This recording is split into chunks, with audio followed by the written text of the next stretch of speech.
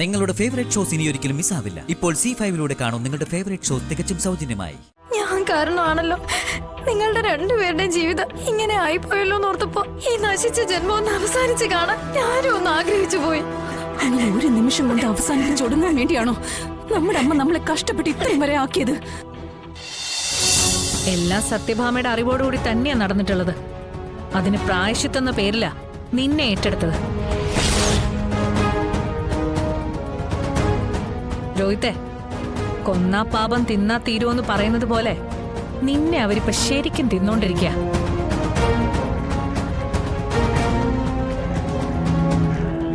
എല്ലാത്തിനും ഞാൻ തീർക്കും. എന്നോട് കാണിച്ച നെറുകേടിന് എണ്ണി എണ്ണി പ്രതികാരം ചെയ്യണം. ഞങ്ങള് സാധാരണ കൂട്ടത്തിൽ കൂട്ടുന്നത് നല്ല ചൊണയുള്ള ആമ്പിളേരെയാ. അടിക്കാൻ പറഞ്ഞ അടിക്കണം. പിന്നെ കൊല്ലാൻ പറഞ്ഞ കൊല്ലണം. എന്താ പറ്റുമോ നിനക്ക്? പറ്റും.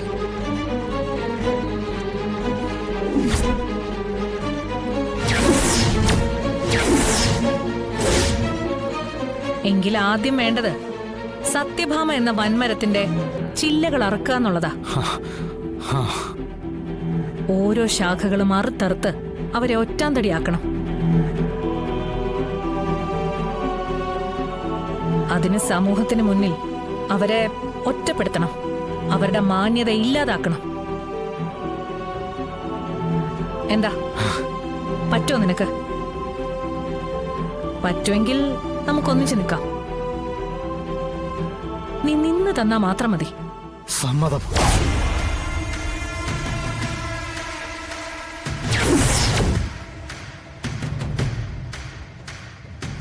എന്നെ മണ്ടനാക്കിയവർക്ക് മുന്നില് എനിക്കെന്റെ കഴിവ് തെളിയിക്കണം. അതിനെന്ത് ചെയ്യാനും ഞാൻ തയ്യാറാ.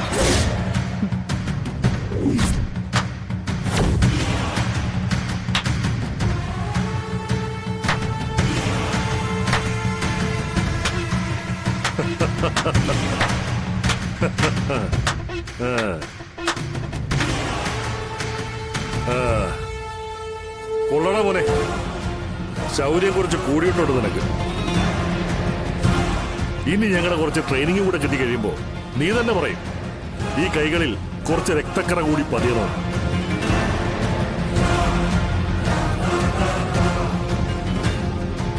അതോടെ തകർന്ന് അടിയണം സത്യഭാമയും കുടുംബവും. എന്താ ചിറ്റപ്പ ഇത്? രോഹിത്തിന് വിവരം വെച്ച് വരുന്നല്ലേ ഉള്ളൂ. വല്ലവന്റെയും കൊച്ചിനെ ചക്കരെ പൊന്നേന്നൊക്കെ പറഞ്ഞു നടന്ന് കാലിന്റെ ഉപ്പൂറ്റി തേഞ്ഞു. വിശ്വസിച്ച് കൂടെ കൂട്ടിയ ഭാര്യയാണെങ്കിൽ നല്ല ഭംഗിയായിട്ട് തേക്കുകയും ചെയ്തു. ഇനിയിപ്പൊ രക്ഷയ്ക്കായി വന്ന് വീണതോ തല തെറിച്ചവൾന്ന് മുദ്ര കുത്തി പടിക്ക് പുറത്താക്കി പടിയടച്ച് പിണ്ടം വെച്ചവൾ സുസ്മിതയുടെ അടുത്തു.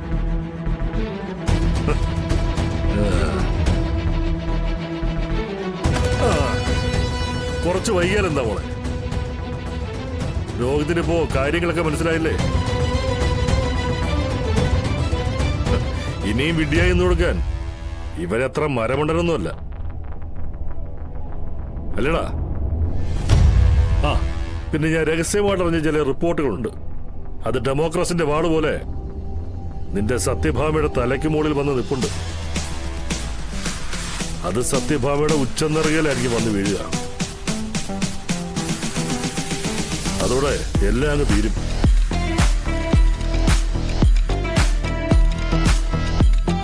രോഹിത്തെ, സത്യങ്ങളെല്ലാം മനസ്സിലാക്കിയ സ്ഥിതിക്ക് നീ ഞങ്ങളുടെ ഒപ്പം നിന്ന നിന്നെ രക്ഷിക്കുന്ന കാര്യം ഞങ്ങൾ നോക്കിക്കോളാം.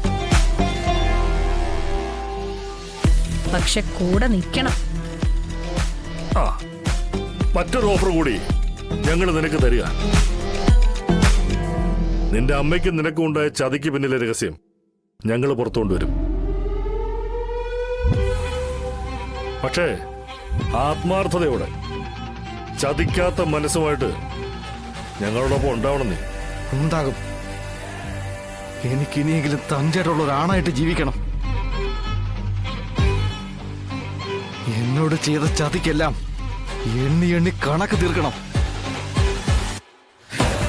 എങ്കിലേ എന്റെ അമ്മയുടെ ആത്മാവിന് ശാന്തി കിട്ടൂ. എനിക്കത് ചെയ്തേ പറ്റൂ. ഞാൻ നിൽക്കാം നിങ്ങളുടെ കൂടെ. അതെ, അങ്ങനെ തന്നെ വേണ്ടത്. അപ്പോ ഇന്നു മുതൽ നീ മാറുകയാണ് ലോകത്തെ. അടപടല മാറും.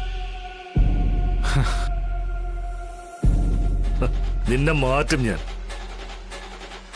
പിന്നെ എല്ലാം നേടി കഴിയുമ്പോ, ഈ പ്രതികാരത്തിന്റെ ആഗ്രഹം തീർന്നു കഴിയുമ്പോ, ദൈവത്തിനുള്ള ദൈവത്തിനും സീസണിനുള്ള സീസണിനും തന്നേക്കണം. എന്താടാ, ഓക്കെ അല്ലേ?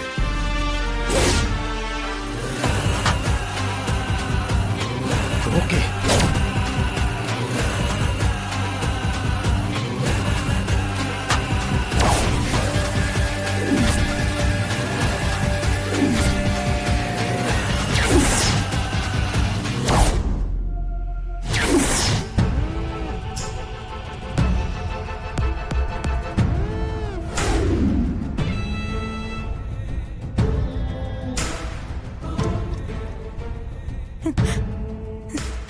പറ ശ്യാമേ, ഇന്നലെ രാത്രി നീ കാണിച്ച ബുദ്ധിമോശത്തിന് എന്ത് ന്യായീകരണ നിനക്ക് പറയാനുള്ളത്?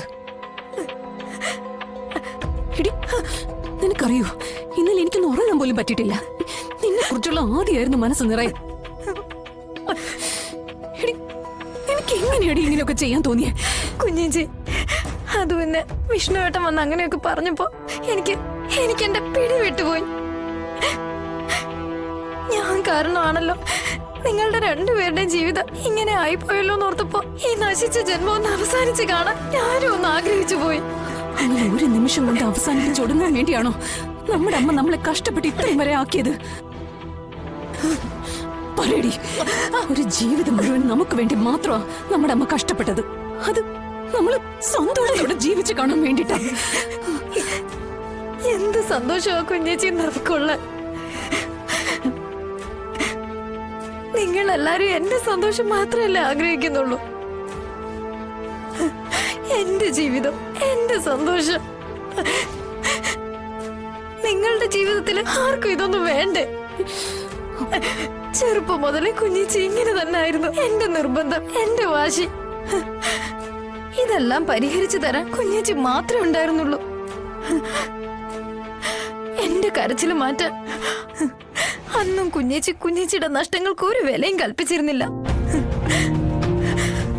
ഇന്നും അത് നോക്കുന്നില്ല.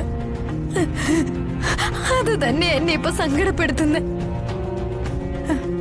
വിഷ്ണുവേട്ടൻ മദ്യപിച്ച് വന്ന് നമ്മുടെ അമ്മയടക്കം ചീത്ത പറഞ്ഞു കുഞ്ഞേച്ചി. ഡൗൺലോഡ് ചെയ്യൂ C5 ആപ്പ്. കാണൂ എല്ലാ എപ്പിസോഡുകളും സൗജന്യമായി.